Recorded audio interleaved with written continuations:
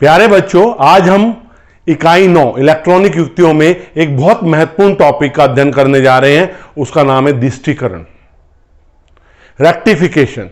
दिष्टीकरण होता क्या है? जब हमारे पास दो तरह की धाराएं होती है, एक प्रत्यावर्ती धारा होती है और एक कौन सी धारा होती है? दिष्ट धारा होती है। एक एसी, एक डीसी। प्रत्यावर्ती धारा को दिष्ट धारा में बदलने की प्रक्रिया क्या कहलाती है? दिष्टीकरण कहलाती है। हमारे पास कौन सी धारा है? हमारे पास प्रत्यावर्ती धारा है। ये कौन सी धारा है? प्रत्यावर्ती धारा है। प्रत्यावर्ती धारा, प्रत्यावर्ती धारा को दिष्ट धारा में बदलना, दिष्ट धारा में बदलना क्या कहलाता है? आपका क्या कहलाता है? 3, 4 क्या कहलाएगा? ये कहलाएगा दिष्ट धारा, दिष्टीकरण, दिष्ट धारा में बदलना। इसे डीसी कहते हैं। और ये क्या कहलाती है? एसी। और जो यंत्र होता है वो क्या कहलाता है? दिष्टकारी। क्या कहलाता है? दिष्टकारी, रेक्टिफायर। अंग्रेजी में क्या कहते हैं इसे? रेक्टिफायर। तो जो यंत्र, जो प्रक्रिया क्या है कि प्रत्यावर्ती धारा को दिष्ट धारा में बदलना क्या कहलाता है? आपका दिष्टीकरण कहलाता है। और जो बदलता है उसे दिष्टकारी कहते हैं, मतलब रेक्टिफायर कहते हैं। हम पीएन संधि डायोड को दिष्टकारी के रूप में प्रयोग कर सकते हैं। हम पीएन संधि डायोड को किसके रूप में? दिष्टकारी के रूप में प्रयोग कर सकते हैं। क्यों प्रयोग कर सकते हैं? जैसे हमने प्रीवियस लेक्चर में अध्ययन किया था, प्रीवियस वीडियो में, कि जो पीएन संधि डायोड है वो अग्र अवनति में धारा मिलती है, धारा बहती है, और पश्च अवनति में हमें धारा नहीं होती। मतलब अग्र अवनति में क्या होता है?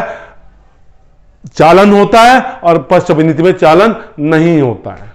तो इसका मतलब अग्र अवनति में धारा मिल रही है, पश्च अवनति में धारा नहीं मिल रही है। तो वो इस सिद्धांत के आधार पर हम पीएन संधि डायोड को किसके रूप में यूज कर सकते हैं? दिष्टकारी के रूप में प्रयोग कर सकते हैं। अब दो तरह के दिष्टकारी होते हैं हमारे पास, अर्ध तरंग दिष्टकारी और पूर्ण तरंग दिष्टकारी। हम किसको करेंगे? पीएन संधि डायोड को हम किसके रूप में बदलेंगे? दिष्टकारी के रूप में।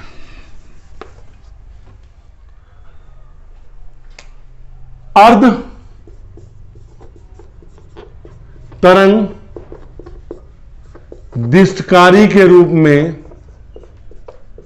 दिष्टकारी के रूप में पीएन संधि डायोड, अर्ध तरंग दिष्टकारी के रूप में पीएन संधि डायोड। अर्ध तरंगकारी का अभी हम मतलब समझेंगे। देखो सीधी सी बात है, हमारे पास ये एक प्रत्यावर्ती धारा है, इसे ट्रांसफार्मर से जोड़ रखा है एक सिरे को। ये कौन सा ट्रांसफार्मर है? स्टेप अप, ऊंचाई। यहां पर एक पीएन संधि डायोड लगाया और यहां पर एक प्रतिरोध लगाया, और प्रतिरोध के इस पे हमें क्या मिल रही है? आउटपुट, मतलब निर्गत डीसी। आउटपुट में हमें क्या मिल रही है? निर्गत डीसी, दिष्ट धारा। ये लोड प्रतिरोध कहलाता है। ये इसका पी टाइप है, ये एन टाइप है। ये ए और ये बी।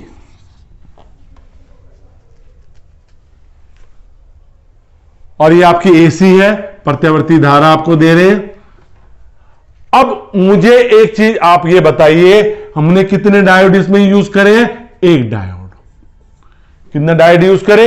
एक डायोड। मेरे पास जो धारा आ रही है, प्रत्यावर्ती धारा, जो मेरे पास इनपुट है, वो कैसे चल रही है? धनात्मक आधा चक्र, ऋणात्मक आधा चक्र, धनात्मक आधा चक्र, ऋणात्मक आधा चक्र। जब ये धनात्मक चक्र आया, फर्स्ट हाफ साइकिल, तो क्या होगा? जब पहला धनात्मक चक्र आया, पॉजिटिव हाफ साइकिल आया, मतलब पहला घनात्मक चक्र आया, आधा घनात्मक चक्र, तो ए पे कैसा आवेश हो गया, कैसा ए पे पॉजिटिव हो गया, तो बी पे कैसा विभव हो जाएगा, नेगेटिव। ये कौन सी बायसिंग में आ गए, अग्रमनीति, फॉरवर्ड बायसिंग में धारा मिलेगी। ए पे धनात्मक विभव, बी पे ऋणात्मक विभव, आपको पता है विभवांतर होता है, तो ये ए सिरा धनात्मक हो गया, बी सिरा ऋणात्मक हो गया, तो इसमें क्या होगा, पी धनात्मक से जुड़ गया, एन ऋणात्मक से जुड़ गया, कौन सी अवनीति आ गई, अग्रमनीति होगी, और हमें धारा मिल गई, हमें धारा मिली। अब नेगेटिव हाफ साइकिल मतलब ऋणात्मक आधे चक्र के लिए, नेगेटिव आधे चक्र के लिए, ठीक है।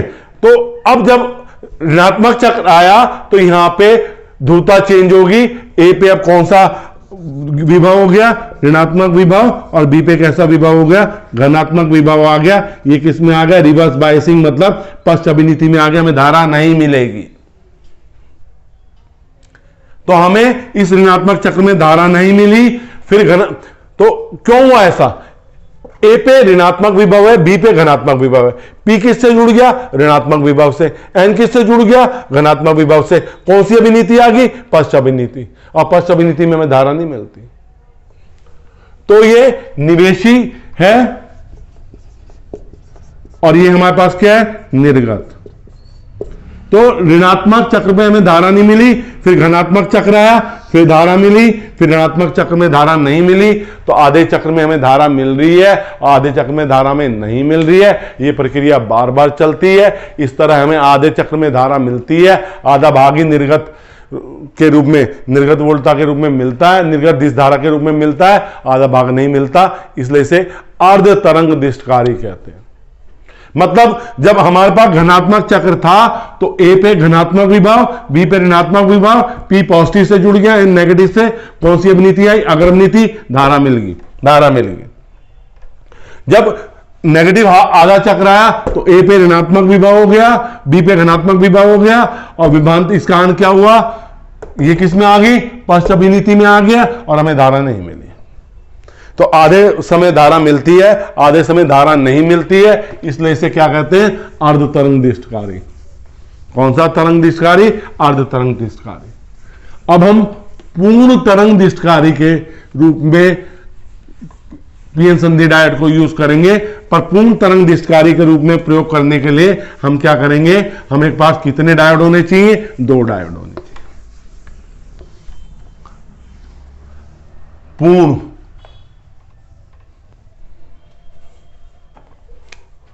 पूर्ण तरंग दिष्टकारी के रूप में पीएन संधि डायोड। देखो इधर हमारे पास ये धारा, यहां पे क्या है, ट्रांसफार्मर है, लग गया,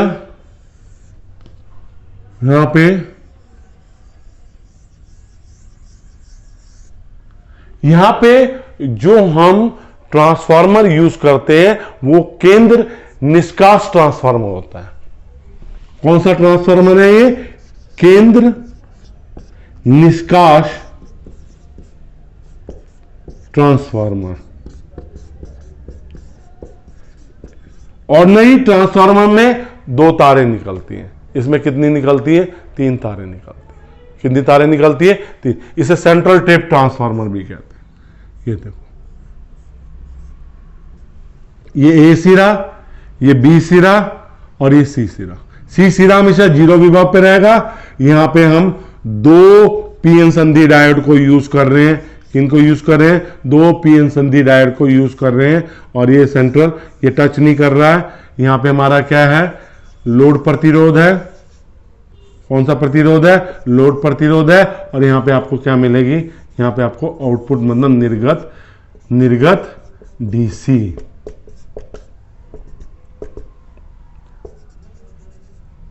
ये पी, ये एन, संधि डायोड D2, ये पी और ये एन, ये संधि डायोड D1। कितने संधि डायोड यूज करे हमने? 2। और कौन सा ट्रांसफार्मर यूज किया? केंद्र निष्कास ट्रांसफार्मर। इसमें 3 आउटपुट है, 3 तारे जा रही है, पर सी जो हमेशा किस पे रहता है? 0 पोटेंशियल पे। मतलब सी को कहते हैं उभयनिष्ठ बिंदु है। जो उभयनिष्ठ बिंदु होते हैं उन पे जो विभव होता है वो क्या होता है? 0 होता है। अब हमारी जो धारा है वो धारा हमारी ऐसे है, धनात्मक ऋणात्मक धनात्मक ऋणात्मक धनात्मक, ये इनपुट है हमारी। तो आउटपुट जो हमें मिलेगी वो कैसे मिलेगी? देखो, पॉजिटिव आधे चक्र के लिए, पॉजिटिव आधे चक्र के लिए क्या होगा? ए पर धनात्मक विभव हो जाएगा, बी पे ऋणात्मक विभव हो जाएगा।